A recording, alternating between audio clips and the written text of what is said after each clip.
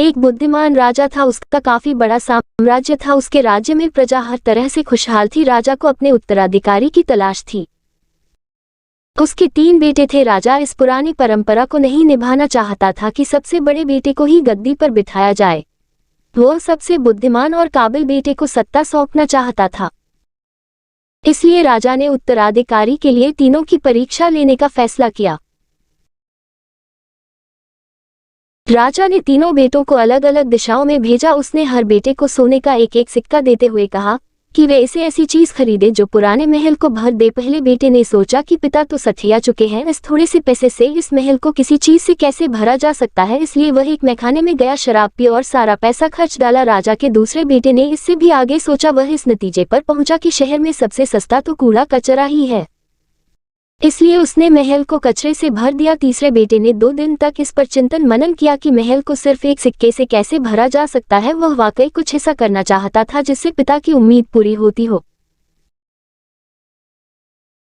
उसने मोमबत्तियां और लोबान की बत्तियां खरीदी और फिर पूरे महल को रोशनी और सुगंध से भर दिया। इस तीसरे बेटे की बुद्धिमानी से खुश होकर राजा ने उसे अपना उत्तराधिकारी बनाया। एक राजा मोटापा बढ़ने की वजह से बीमार पड़ गया। डॉक्टरों ने उसे सलाह दी कि वह खाना कम कर दे तो मोटापा घट सकता है। डॉक्टरों की इस सलाह से राजा गुस्सा हो गया। राजा ने ऐलान किया कि जो भी उसका अच्छा इलाज करेगा उसे बड़ा इनाम दिया जाएगा, लेकिन इसमें एक शर्त थी, जो भी इस कार्य में सफल न रहेगा उसका सिर कलम कर दिया जाएगा।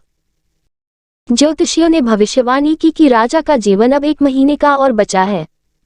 ये जानकर राजा डर गया और परेशान रहने लगा। जिस ज्योतिषी ने ये भविष्यवाणी की थी उसे महीने भर के लिए जेल में डाल दिया गया ताकि ये देखा जा सके कि उसकी भविष्यवाणी में कितना दम है।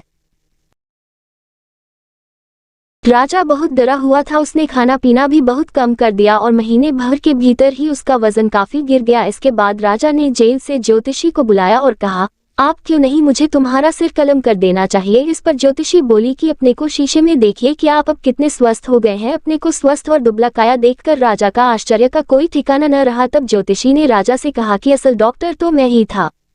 मौत के बहाने मैंने आपको डरा दिया था ताकि आप खाना कम कर दे और स्वस्थ हो जाए। ज्योतिषी की यह बात सुनकर राजा बहुत ही खुश हुआ और उसे इनाम दिया।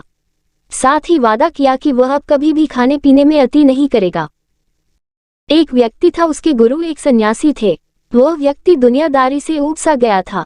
वह अपने गुरु की तरह ही दुनियादारी छोड़कर सन्यासी बना चाहता था। उसने अपने परिवार को ये बात बताई तो सभी ने मना कर दिया, ये कहते हुए कि हम सब आपसे बहुत प्यार करते हैं।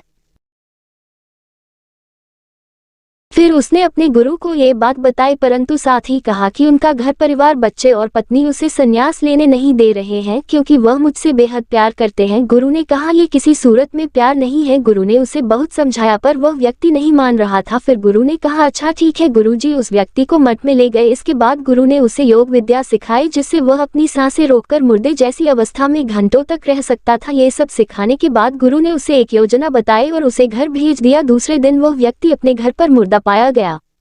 परिवार के सारे लोग इकट्ठे हो गए। सभी रो रहे थे, विलाप कर रहे थे। वही उसकी पत्नी सबसे ज्यादा दुखी हो रही थी। पूरे घर में कोहराम मच गया था, सभी की आंखें नम थी। वह व्यक्ति मुर्दा अवस्था में था मगर योग अभ्यास से आसपास के माहौल को महसूस कर सकता था और सुन सकता था। उसे बड़ा सुकून मिला कि उसका परिवार उसे कितना प्यार करते हैं। अंततः उसने संन्यास का इरादा त्यागने का फैसला कर लिया। कुछ ही देर बाद उस व्यक्ति के गुरु वहां पहुंचे। गुरु ने सभी को शांत किया और अपने शिष्य के पड़े शव को देखा। कुछ देर शव को देखने के बाद उसके परिवार वालों को कहा, इस शव में जान फूंका जा सकता है।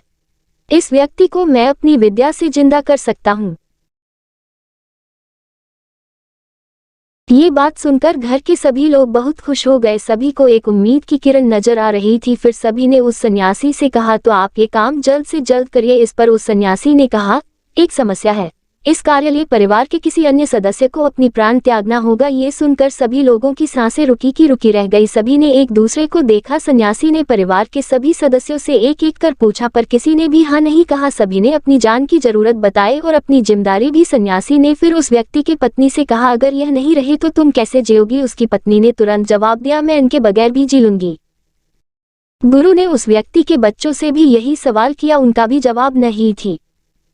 फिर यही सवाल उस व्यक्ति के माता पिता से किया, उनका भी जवाब एक ही था। इसके बाद गुरु उस व्यक्ति के शव के पास आए और बोले, हे व्यक्ति तुम उठ खड़े हो जाओ। वह व्यक्ति उठकर बैठ गया। फिर उसके गुरु वहां से जाने लगे। उसने अपने गुरु को रोका और गुरु से कहा, मैं भी आपके साथ चलता हूँ। अब उस व्यक्ति को समझ में आ गया था कि उसकी जरूरत उसके घर में कितना है। अब वह एक पल भी अपने घर में रहना नहीं चाहता था। इस कहानी से हमें ये सीख मिलता है कि आपके होने न होने से किसी पर ज्यादा कुछ असर नहीं पड़ता है।